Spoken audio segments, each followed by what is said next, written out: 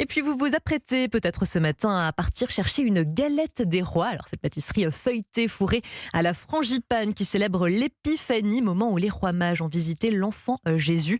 Comment faire le bon choix pour régaler tous vos convives? Eh bien, Charles Bouchin, vous avez rencontré Arnaud Larère. Il est pâtissier, chocolatier et meilleur ouvrier de France et il vous a livré quelques conseils.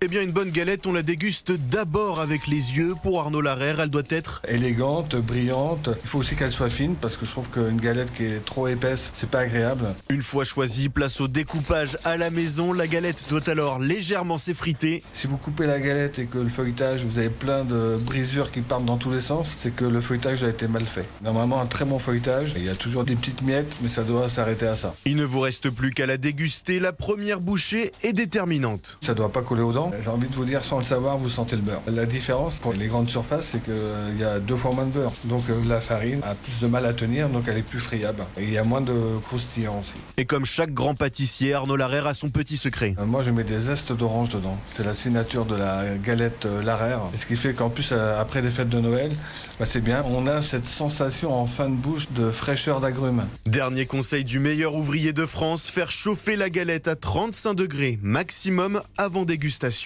Charles Bouchin pour Europe.